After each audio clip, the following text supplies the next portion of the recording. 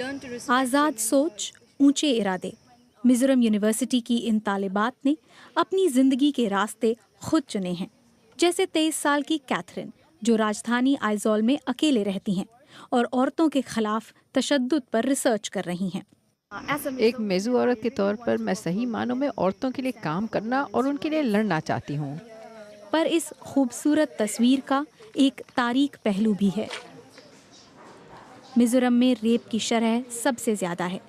ज्यादातर हमलावर लड़की के जानने वालों में से होते हैं, जैसे 19 साल की सारा के सौतेले वालिद, जिन्होंने 10 साल की उम्र में अपनी बेटी का रेप किया और वो कुछ नहीं कह पाई।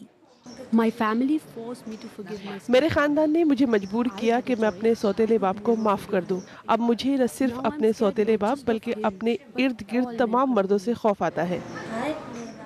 पिछले साल जब सारा के सौतेले वालिद ने फिर उसका रेप किया तो सारा ने घर छोड़ दिया और अब एक दूसरे घर में काम करती है।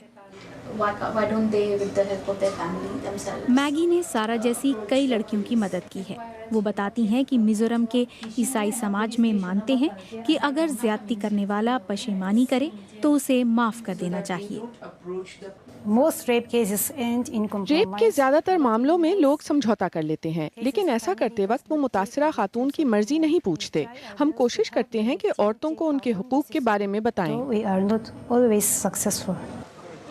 पर सड़कों और बाजारों की रौनक में ये राज छुप जाता है। जोथान किमी किमतई 2 बार रियासती इलेक्शन में खड़ी हुई पर हार गईं। वो मुझे बताती हैं कि आज तक मिजोरम से कोई औरत मेंबर पार्लियामेंट नहीं चुनी गई और इस बार तो किसी को टिकट भी नहीं मिला है। मिज़ो माशरे में औरतों को नीचे समझा जाता है।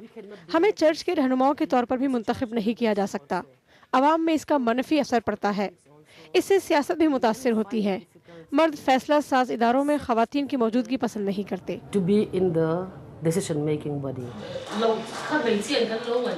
बहस, मुबाहिसों और रैलियों की मदद से औरतों को आगे लाने की कोशिशें जारी हैं, इस उम्मीद में कि जब पढ़ी लिखी काम करने वाली औरतें सियासत में भी पैर जमा लेंगी तो उन्हें दबाना मुश्किल हो जाएगा।